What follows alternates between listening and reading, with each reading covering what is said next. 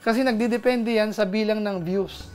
Mas maraming viewers, mas maraming nanonood ng ads, mas maraming nanonood sa iba-ibang bansa, mas malaki ang potential earnings. Hindi realistic. Kaya based sa computation ni Kuya July, ito yung average.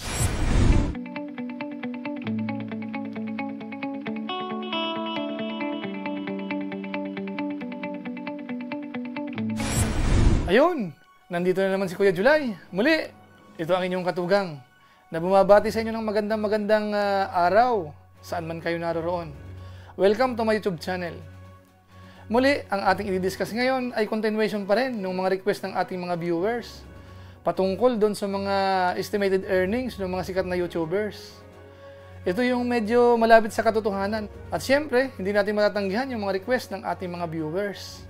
Ang kagandahan ngayon, yung mga request ng ating viewers ay yung mga tumutulong sa mga mahihirap. Nandyan si Archie Hilario, si Bal Santos Matubang, si Puging Biyahero, at marami pang iba. Yan ang i-discuss natin sa ngayon. Pero bago yan, syempre magpapaalala si Kuya July, lalo na dun sa mga bago pa lang sa aking channel. Huwag nyo namang kalimutang i-subscribe. Tapos pakipindot na rin yung notification bell button. Tapos click natin yung all para updated kayo sa aking mga bagong vlog. Make sure po na pindutin niyo po yung bell button, select niyo po yung all. Maraming salamat sa inyo. Ngayon tuloy na tayo para makarami. Pero syempre, meron tayong disclaimer. Si Kuya July ay hindi naman expert. Ito ay simpleng pag-aaral lang ng mga data na available sa Social Blade. At least, ma-share natin sa mga YouTubers para makita natin kung gaano nga ba talaga kalaki ang kinikita ng mga YouTubers. Ngayon, unahin na natin si Dix Spidey kasi ang daming nag-request sa kanya. Actually, 4 ang nag-request sa kanya. Una, si Gina Esculiar. Sabi niya, Sir, flex nyo si Dix Spidey. Tapos mula kay Ronald Vlog, sabi niya, Dix Spidey, Sir. Tapos mula naman kay Tis Anguring, si Dix Spider naman sa sunod Boss July. Tapos mula kay Alice Kabanting, hello po Sir July. Sana pa-request naman din kay Dix Spidey. So yun, ang dami nag-request sa kanya. Siguro karamihan sa atin kilala na siya. Si Kapangil, yung laging may kasamang unggoy. Ngayon, ito yung data ng YouTube channel ni Dix Spidey. Ang kanyang YouTube channel ay ginawa noong March 1, 2018. Tapos sa ngayon, ang subscribers ay nasa 410,000 na. Tapos yung total views, higit 80 million na. Tapos ang rank niya sa Pilipinas ay pang 510. Tapos ang kanyang estimated monthly earnings ay nagre-range ng $624 hanggang $10,000 In peso, nasa 30,000 pesos hanggang 480,000 pesos. Itong maximum earnings na ito ay hindi ito realistic. Base sa ating mga pag-aaral ng mga nakaraan, masyadong malaki ito. Para mapatunayan na tama yung sinasabi ni Kuya July, balikan muna natin sandali ito. Sample number 1. Meron siyang 41,500 views, equivalent to $31.34. So yung $1 equivalent to 1,324 views. Sample number 2. Meron naman siyang 67,000 views, ang equivalent niya $102.40. So yung $1 equivalent to 654 views. Sample number 3. Meron naman siyang 17,100 views, equivalent to $15.45. So yung $1 equivalent to 1,107 views. Sample number 4. Meron naman siyang 10,300 views, equivalent to $10.60. So yung $1 equivalent to 972 views. Siguro para maging realistic siya, kunin lang natin yung average. Based doon sa mga sample na ipinakita ko, nag-average lang siya ng more or less 1,000 views per dollar. So mas maganda ito ang gamitin natin, mas realistic ito. Bagamat nagdidepende yan kung gaano katagal yung panunood, saang lugar yung viewers, at saka yung ads syempre. Yun yung approximate computation natin. Kaya yung magiging average earnings ni Dix Spidey for the last 30 days, more or less, nasa 120,000 pesos. Ngayon, isunod naman natin si Bal Santos Matubang. Ang nag-request ay si Emmeline Quintua. Sabi niya, request din po kay Kuya Bal Santos Matubang. Yung YouTube channel ni Bal Santos Matubang ay ginawa noong July 5, 2016. Tapos sa ngayon, ang kanyang subscribers ay nasa 272,000. Tapos ang total views, higit 81 million. Tapos ang rank niya sa Pilipinas ay nasa 785. Tapos ang kanyang estimated monthly earnings ay nagre-range ng $896 hanggang $14,300. In peso, nasa 43,000 hanggang 686,400 pesos. Tapos yung average earnings niya, nasa 172,000 pesos. Tapos, ang nadadagdag na subscribers sa kanya araw-araw ay nasa 267 mahigit. Siya nga pala itong dinidiscuss natin ngayon ay as of November 29. Ngayon, isunod natin yung request ni Larmy Lucena. Sabi niya, good PM. Pugong biyahero naman po. Tapos pobreng vlogger at Hungry Syrian Wanderer. Salamat po. Yung Hungry Syrian Wanderer, na ilabas na natin yon nung nakaraang vlog natin.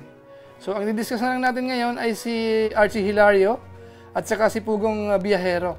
Yung YouTube channel ni Archie Hilario ay ginawa noong January 14, 2016. Sa ngayon, meron na siyang 394,000 subscribers. Tapos, ang total views ay higit 65 million. Tapos, ang rank niya sa Pilipinas ay pang 533. Tapos, ang kanyang estimated earnings nagre-range ng $1,100 hanggang $17,900. In peso, nagre-range ng 52,800 pesos hanggang 859,200 pesos. Tapos ang kanyang video views for the last 30 days ay higit 4.47 million. Tapos ang kanyang average earnings based sa computation ni Kuya July ay nasa 215,000 pesos. Tapos ang nadadagdag naman sa subscribers araw-araw ay higit 500. Ngayon, isunod natin si Pugong Biyahero. Ang kanyang YouTube channel naman ay ginawa noong August 21, 2016. Tapos ang kanyang subscribers ay nasa 219,000. Tapos ang total views, higit 42 million. Ang kanyang rank sa Pilipinas ay pang 992. Tapos ang kanyang estimated earnings, nagre-range sa $762 hanggang $12,200. In peso, 36,500 pesos hanggang 585,000. Tapos ang kanyang video views for the last 30 days ay higit 3 million. Tapos ang kanyang average earnings based sa computation ni Kuya July ay nasa 146,000 pesos.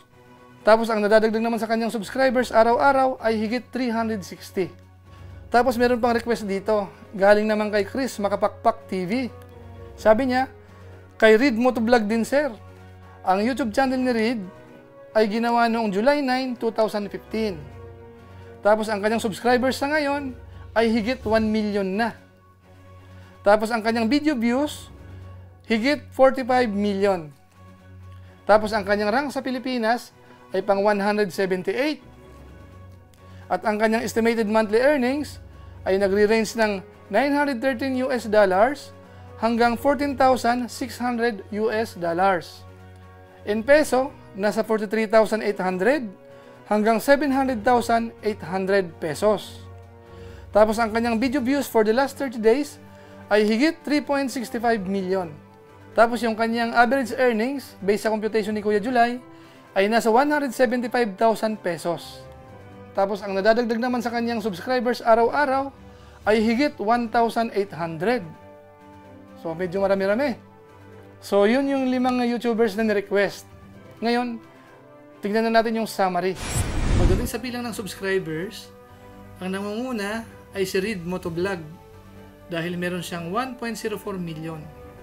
Sinusundan siya ni Dixie Spidey, meron namang 410,000. Tapos ang pangatlo, si Archie Hilario, meron namang 394,000 subscribers. Tapos ang pang-apat, si Bal Santos Matubang, meron namang 272,000 subscribers. Tapos ang pang-5, si Pugong Biyahero, merong 219,000 subscribers. Ngayon, pagdating sa total views, ang nangunguna naman ay si Bal Santos Matubang dahil merong 81.45 million. Sinusundan siya ni Dixie Spidey, meron namang 80.75 million views. Tapos ang pangatlo, Si Archie Hilario, meron namang 65.02 million views.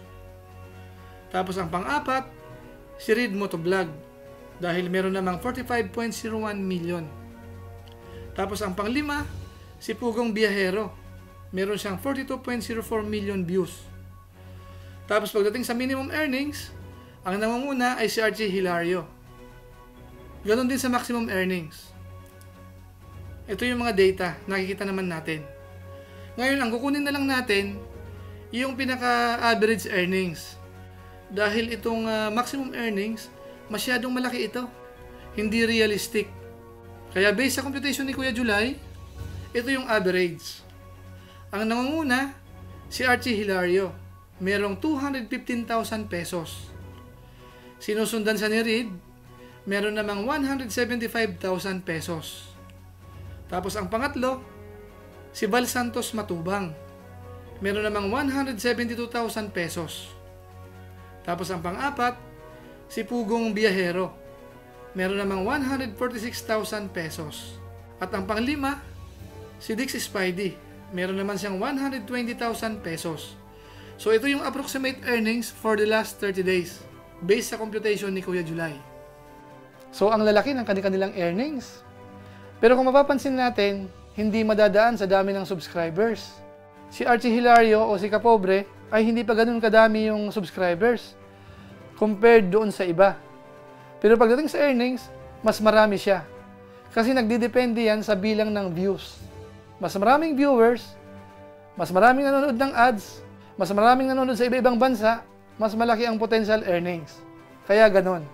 Pero magaganon pa man, lahat sila malalaki ang kinikita. Tayo kailan kaya natin mararating yun? Magbibilang pa tayo ng dekada yata. Pero siyempre, tayong mga baguhan pa lang, tuloy-tuloy lang tayo. Unti-unti, hanggat sa maparami yung subscribers at saka yung mga viewers din. Tapos doon sa iba, kung meron kayong mga gustong i-request, i-comment nyo lang sa baba at babasahin ko na lang.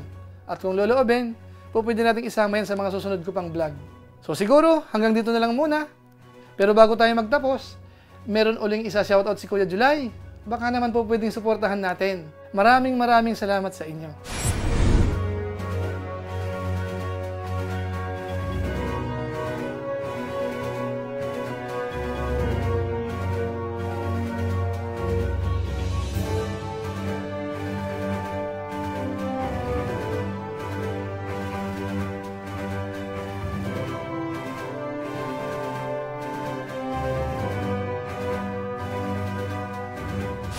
So muli, ito si Kuya July, ang inyong katugang.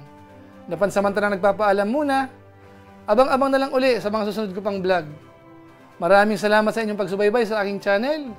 Pagpalain nawa kayo ng Diyos. Mabuhay tayong lahat. God bless. Bye-bye!